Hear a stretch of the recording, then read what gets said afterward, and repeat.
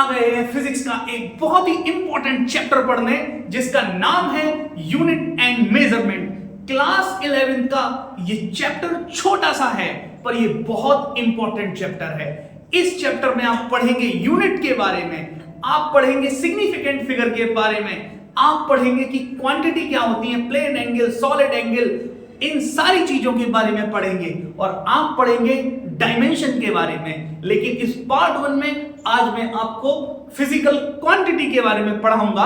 अगर आप अपनी एनसीईआरटी को बेस मानकर पढ़ना चाहते हैं, अगर आप अपने स्कूल की तैयारी करना चाहते हैं, आप आईआईटी और जेईई या फिर नीट का बेस तैयार करना चाहते हैं और एनसीईआरटी को अच्छे से पढ़ना चाहते हैं, तो ये वीडियो जरूर देखें। तो स्टार्ट करते हैं अपना खूबसूरत सा चैप्टर, जिसका नाम है यूनिट एंड मेजरमेंट। तो पहला चैप्टर आज हम पढ़ने जा रहे हैं, जिसका नाम है यूनिट एंड मेजरमेंट। तो आप लोगों की बच्चों क्लास 11th में एंट्री हो चुकी है और अब आप क्लास 11th को पढ़ेंगे, यूनिट एंड मेजरमेंट। अच्छा, ये फिजिक्स का चैप्टर 1 है। पहले फिजिक्स का ये चैप्टर 2 हुआ करता था जब मैं 12th में था, 11th में था, सॉरी। अब आप लोगों के टाइम में पहला चैप्टर हटा दिया गया है, तो अब यूनिट एंड मेजरमेंट आपका पहला चैप्टर बन गया है। तो यूनिट एंड मेजरमेंट को हम समझते हैं। चलो आइए देखिए, यूनिट एंड मेजरमेंट, दुनिया में जितनी भी चीजें हैं, अगर हम डे टू डे लाइफ में देखें तो वो कहीं ना कहीं यूनिट से जुड़ी है या फिर मेजरमेंट से जुड़ी है। जैसे 1 किलो आलू खरीदने जाना है आपको मार्केट में, तो आप उससे क्या कहेंगे जाके, 1 किलो दे दो? ये तो कहेंगे नहीं कि 1 लीटर दे दो आलू। नहीं नहीं नहीं, आप अगर समझदार हैं तो आप किलो में मांगेंगे, मतलब। और अगर आप वही चीज लेने जा रहे हैं मार्केट से, मान लीजिए आपको दूध लेने जाना है, तो आप किलो में तो मांगेंगे नहीं, लीटर में मांगेंगे। तो सर ऐसे ही हर यूनिट की, हर क्वांटिटी की अलग अलग यूनिट है। हम उन यूनिट के बारे में पढ़ेंगे। और फिजिक्स में सबसे इंपॉर्टेंट चीज है मेजर करना। अगर किसी चीज को हम नाप सकते हैं तो हम उसको फिजिक्स में यूज कर सकते हैं, और जिस चीज को नहीं नाप सकते उस चीज को मेजर भी नहीं कर सकते हैं। लेकिन यूनिट एंड मेजरमेंट पढ़े उससे पहले एक टॉपिक समझना पड़ेगा आपको। वो टर्म है, पहला टर्म फिजिकल क्वांटिटी। सर ये फिजिकल क्वांटिटी क्या होती है? बेटा फिजिकल क्वांटिटी मैं बताता हूं क्या होती है। Physical quantity, they are the characteristic। अच्छा, जैसे मैं आपको कहूं मुझे नेचर के कैरेक्टरिस्टिक को मेजर करना है, जैसे नेचर के कैरेक्टरिस्टिक क्या होंगे? जैसे नेचर में ये मार्कर पाया जाता है। मैंने कहा ये मार्कर मेरी 2 उंगलियों के बीच आ जाता है, लेकिन मैंने बड़ी सी रॉड ली, वो मेरे 2 हाथों के बीच आती है। अच्छा, ये कैरेक्टरिस्टिक हो गई। दूसरी कैरेक्टरिस्टिक मैंने नेचर की देखी कि ये मार्कर मेरे हाथ को कम दबाता है। इसी हाथ पर मैंने एक ईंट रखी तो वो और दबाता है, और 2 ईंट और रख दी तो हाथ एकदम नीचे चला गया, क्योंकि उस ईंट ने और ज्यादा मेरे हाथ को दबाया। तो ये नेचर की क्या कैरेक्टरिस्टिक है? मेरे हाथ को नीचे धकेलने की। क्यों? क्योंकि वेट बढ़ रहा है। तो ऐसे ही नेचर की कैरेक्टरिस्टिक को हम पढ़ेंगे और उसी को बोलते हैं फिजिकल क्वांटिटी। अच्छा, जैसे आपकी कैरेक्टरिस्टिक में कहूं, सर आपके 32 दांत हैं, आपकी 2 आंखें हैं, सर आपकी 1 नाक है और आपके घुंघराले बाल भी हैं। किसी के घुंघराले बाल हैं क्या? तो ये आपकी कैरेक्टरिस्टिक हुई। लेकिन नेचर की कैरेक्टरिस्टिक की जब हम बात करेंगे तो हम उसमें देखते हैं कि किस क्वांटिटी की क्या कैरेक्टरिस्टिक है। मेरे ये 2 उंगलियों के बीच आ रही है। अच्छा, कोई बड़ी चीज ली, वो मेरे 2 हाथों के बीच में आई। ये नेचर की कौन सी कैरेक्टरिस्टिक है? इस कैरेक्टरिस्टिक को बोलते हैं लेंथ। ये मेरे हाथ को कम दबा रहा है, 2 ईंट और रख दी तो मेरा हाथ ज्यादा दबा। ये नेचर की कौन सी कैरेक्टरिस्टिक है? इस कैरेक्टरिस्टिक को बोलेंगे मास। तो समझ में आया फिजिकल क्वांटिटी क्या होती है? They are the characteristic of nature. They are the characteristic they are the characteristic of nature which can be measured directly or indirectly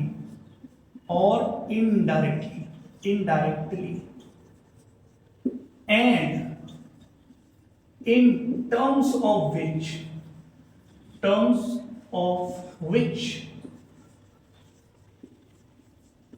तो फिजिकल क्वांटिटी क्या होती है बच्चों?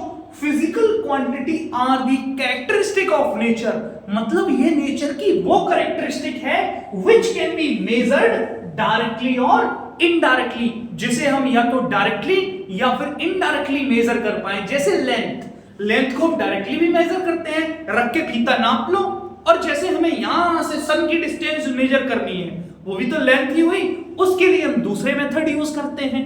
तो चाहे डायरेक्टली मेजर करो या indirectly, and in terms of which law of physics can be expressed, मतलब जैसे हमने फिजिकल क्वांटिटी मास पढ़ी, एक्सीलरेशन पढ़ा, और हमने लॉ बना दिया F इक्वल टू ma। तो फिजिकल क्वांटिटी को मेजर करना इंपॉर्टेंट है, और मेजर क्यों करते हैं? ताकि हम फिजिक्स के लॉ दे सके। मतलब नेचर की कोई भी कैरेक्टरिस्टिक जिसको हम मेजर कर पाएंगे और उसका यूज करके हम फिजिक्स के लॉ देंगे, वो कहलाएगी फिजिकल क्वांटिटी। अच्छा, जिनको हम मेजर नहीं कर सकते वो कैरेक्टरिस्टिक, बेटा वो फिजिकल क्वांटिटी नहीं होंगी।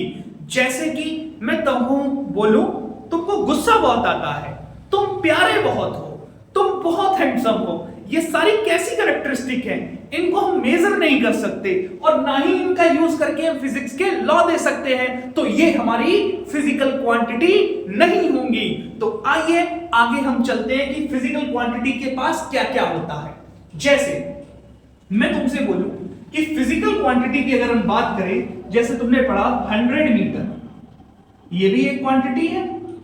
दूसरा पढ़ा 100 लीटर, ये भी एक क्वांटिटी है। दूसरा पढ़ा तुमने 100 केजी। तो ये सारी तुम जो देख रहे हो सारी फिजिकल क्वांटिटी है। ये क्वांटिटी के पास क्या चीज है बेटा? इन दो क्वांटिटी के पास दो चीज कॉमन देखोगे। ये जो आगे न्यूमेरिकल वैल्यू लिखी है इसको बोलते हैं मैग्नीट्यूड, और बेटा ये जो पीछे लिखी है इसको बोलते हैं यूनिट। तो बेटा फिजिकल क्वांटिटी के पास दो चीजें होती हैं, एक होता है मैग्नीट्यूड और दूसरी होती है यूनिट। तो इस बात को लिख लेते हैं कि फिजिकल क्वांटिटी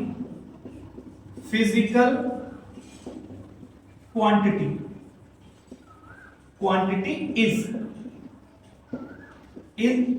रिप्रेजेंटेड एज, कैसे रिप्रेजेंट करते हैं सर? मैग्नीट्यूड के साथ क्या लिखा होता है? Multiplying magnitude into unit. Magnitude को हम एन से रिप्रेजेंट करते हैं और यूनिट को हम यू से रिप्रेजेंट करते हैं। तो physical quantity is equal to n u. तो फिजिकल क्वांटिटी के पास क्या दो चीजें होंगी? एक तो मैग्नीट्यूड होगा, एक यूनिट होगा। अच्छा, एक मान लो पहले हम लोग पता मेजरमेंट का तरीका अलग था। पहले हम लोग जानते ही नहीं थे केजी लीटर। मान लो आप आज से कई हजार साल पहले कहीं गए और आप हाथी देख कर आए अफ्रीका में। आप अपने शहर में आए, आपने लोगों को बताया कि बहुत बड़ा जानवर देखा है, तो वो पूछेंगे वो कितना बड़ा है? तुमने कहा कि जो मैंने देखा है उसका नाम है एलिफेंट और उसका वजन कम से कम 100 गोट के बराबर है। 100 गोट के बराबर है, यानी कि 100 बकरियों के बराबर उस हाथी का वजन तुमने बताया। अच्छा, 100 बकरियों के बराबर अगर उस हाथी का वजन है तो एक चीज और देखो, तुमसे किसी ने कहा कि सर मैंने तो बकरी देखी ही नहीं है, तो तुमने कहा अच्छा इंसान देखे हैं, तो एक एलिफेंट का वजन 50 ह्यूमन के बराबर है। 50 ह्यूमन के बराबर है। तुमने कहा अच्छा तो हाथी बहुत बड़ा होता होगा। बेटा ये 150 के क्या है? ये बेटा ये हमारे मैग्नीट्यूड है। और ये जो हमने बताई है गोट, ह्यूमन, ये हमने क्या मान ली? ये हमने मान ली यूनिट है। क्योंकि जैसे हमने आज यूनिट बना रखी है, हो सकता है उस टाइम मेजरमेंट का तरीका अलग रहता होगा। तो बेटा एक चीज देखो, अगर मैं इसको n1 मान लूं और इसको u1 मान लूं, n1 u1 यानी कि इसका मैग्नीट्यूड n1, इसकी यूनिट u1, इसका मैग्नीट्यूड n2, इसका यूनिट u2। तो बेटा एक बात बताओ, यहां से अगर तुमको मैं कह दूं एक एलिफेंट का वजन 100 गोट के बराबर है, उसी एलिफेंट का वजन 50 ह्यूमन के बराबर है, तो तुम ये नहीं कह सकते हो कि 100 गोट का वजन ही 50 ह्यूमन के बराबर होगा। यानी कि n1 u1 is equal to n2 u2। तो बेटा फिजिकल क्वांटिटी किस लिए यूज होती है? बेटा यूनिट का यूज क्यों होता है? ताकि हम चीजों को कंपेयर कर सकें, कौन बड़ी यूनिट है, कौन छोटी यूनिट है, और किसी भी एक यूनिट को जब दूसरी यूनिट में बदलना हो तो उसके लिए हमारे पास फॉर्मूला आ गया n1 u1 equal to n2 u2। n1 क्या है? पहली क्वांटिटी का मैग्नीट्यूड। n2 u2 u1 क्या है? पहली क्वांटिटी की यूनिट। n2 क्या है? दूसरी क्वांटिटी का मैग्नीट्यूड। u2 क्या है? दूसरी क्वांटिटी की यूनिट। तो फिजिकल क्वांटिटी के बारे में आपने समझ लिया और इसको नोट कर लो। अब हम चलते हैं कि फिजिकल क्वांटिटी कितने टाइप की होती है। तो types of physical quantity. Physical quantity, तो बेटा अगर हम टाइप की बात करें तो फिजिकल क्वांटिटी के 3 टाइप होते हैं। पहला टाइप होता है fundamental quantity. Fundamental physical quantity.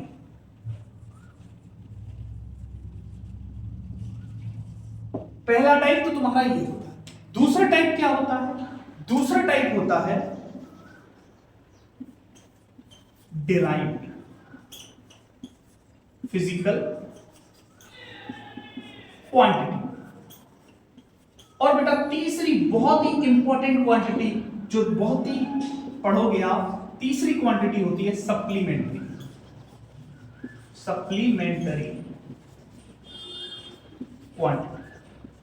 Quantity या फिर फिजिकल क्वांटिटी, कुछ भी बोलो। तो 3 टाइप की फिजिकल क्वांटिटी होती है। पहला फंडामेंटल फिजिकल क्वांटिटी, दूसरा डिराइव्ड फिजिकल क्वांटिटी, तीसरा सप्लीमेंट्री। अगर मैं फंडामेंटल क्वांटिटी को एक लाइन में बताना चाहूं तो बेटा ये होती है मम्मी पापा। ये है मम्मी पापा। यानी कि फंडामेंटल क्वांटिटी क्या है? मम्मी पापा है। डिराइव्ड क्वांटिटी क्या है? बेटा ये है चिल्ड्रन, ये बच्चे हैं। अच्छा, अगर ये बच्चे हैं तो इनको बनाने वाले कौन होंगे? Mummy papa. यानी कि डिराइव्ड क्वांटिटी वो क्वांटिटी होती है जो फिजिकल फंडामेंटल क्वांटिटी से बनती है। मतलब फंडामेंटल क्वांटिटी से कौन सी क्वांटिटी बनती है? Derived quantity. अच्छा, सप्लीमेंट्री क्वांटिटी होती है बेटा ये 2 एक्स्ट्रा क्वांटिटी होती है। जैसे आप एग्जाम में मांगते हो ना, सर सप्लीमेंट्री सीट दे दो, 1 दे दो, 2 दे दो। ऐसे ही हमारे पास 2 क्वांटिटी थी जो ना डिराइव्ड हो रही थी ना फंडामेंटल हो रही थी, तो हमने उनको रख दिया सप्लीमेंट्री क्वांटिटी में। तो 3 क्वांटिटी हमने पढ़ ली, fundamental physical quantity, derived physical quantity और तीसरी सप्लीमेंट्री फिजिकल क्वांटिटी। तो सबसे पहले हम फंडामेंटल फिजिकल क्वांटिटी के बारे में पढ़ते हैं। देखो फंडामेंटल फिजिकल क्वांटिटी क्या है बच्चों? फंडामेंटल फिजिकल क्वांटिटी है मम्मी पापा। यानी कि ये वो क्वांटिटी है जो नेचर में यूनिक है, जिनके जैसा कोई नहीं है। जैसे कि मैं तुमसे कहूं नेचर की यूनिक कैरेक्टरिस्टिक है और ये क्वांटिटी किसी और क्वांटिटी से नहीं बन सकती। जैसे लेंथ, मास, टाइम। क्या लेंथ की शक्ल मास से मिलती है? नहीं, दोनों अलग अलग हैं। क्या टाइम की शक्ल लेंथ या मास से मिलती है? नहीं, तीनों अलग अलग हैं। यानी कि ऐसी जितनी यूनिक क्वांटिटी थी उनको हमने बोल दिया फंडामेंटल फिजिकल क्वांटिटी। यानी कि ये कैसी हैं? They are unique which can not B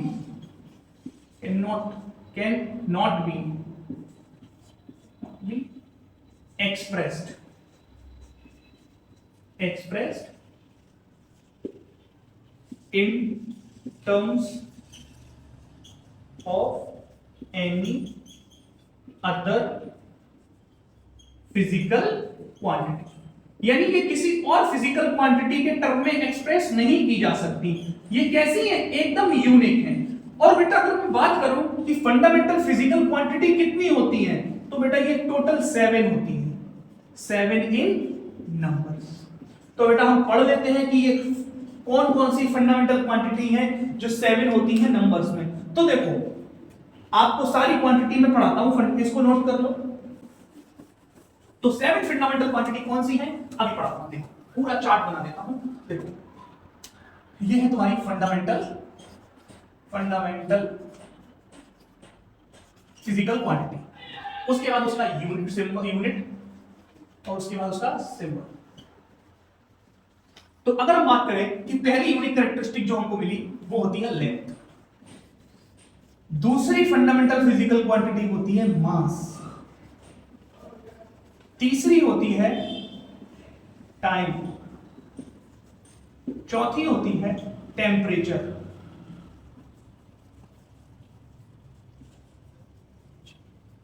पांचवी होती है इलेक्ट्रिक करंट,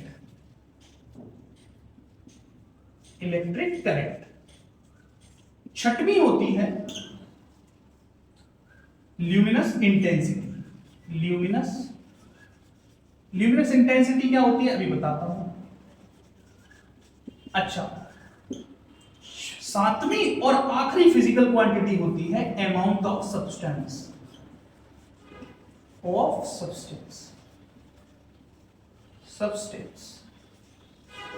देखो length, mass, time, temperature, electric current, luminous intensity, amount of substance, बेटा यही 7 फंडामेंटल क्वांटिटी हैं और इन्हीं क्वांटिटी का यूज करके जितनी भी सारी क्वांटिटी है हम बना लेंगे।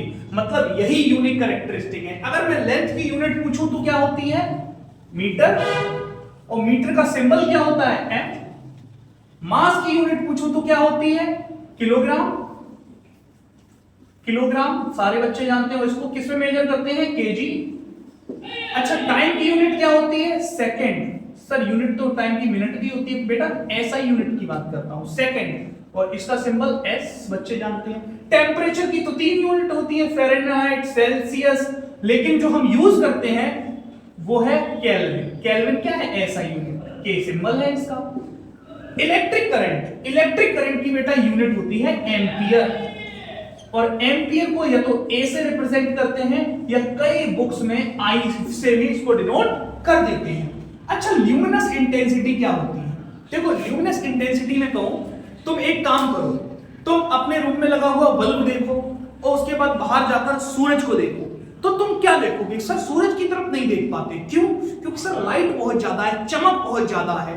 तो बेटा ल्यूमिनस इंटेंसिटी उसी चमक को बताती है, और इसको मेजर करने के लिए जो यूनिट यूज होती है उसका नाम है candela.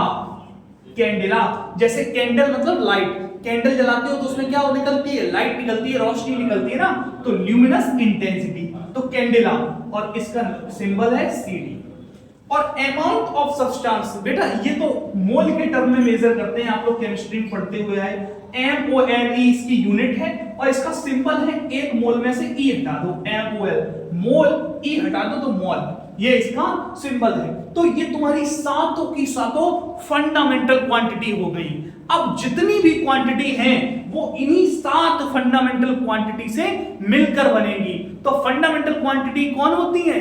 Unique characteristic of nature होती हैं, जो किसी और क्वांटिटी से मिलकर नहीं बनती हैं। They can not be express in terms of any other physical quantity. तो नोट कर लो फंडामेंटल क्वांटिटी। अब नेक्स्ट क्वांटिटी पर चलते हैं, derived quantity.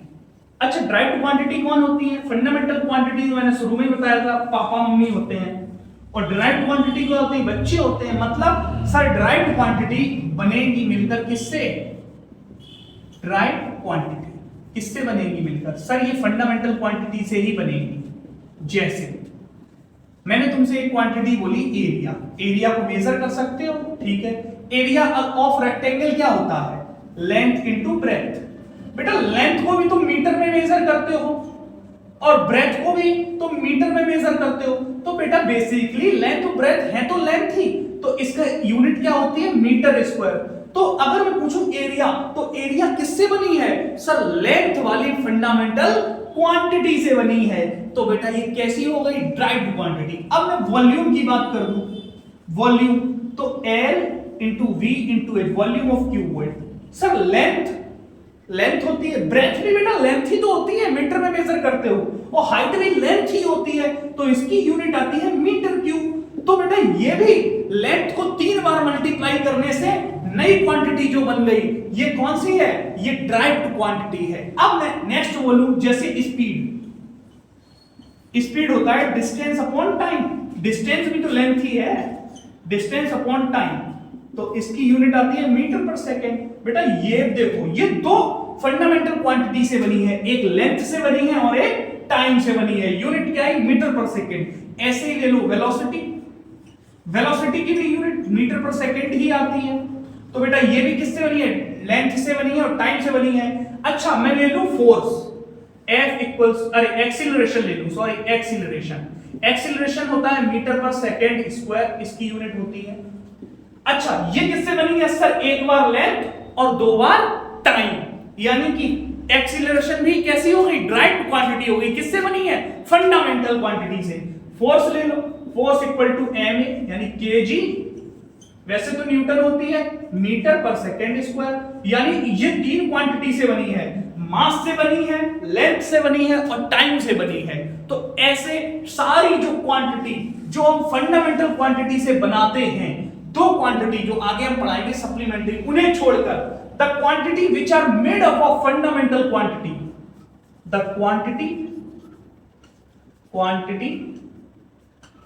which are made up of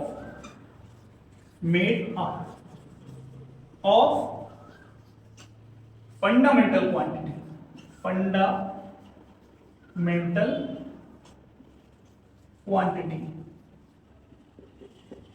are called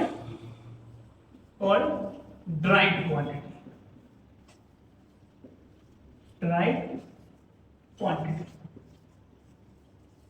और ये इनके एग्जांपल हो गए जो मैंने लिखा थे। ऐसे जितनी भी बनेंगी सब क्या होंगी ड्राइव्ड क्वांटिटी। और अब हमारी आखिरी बची है, रुक दो,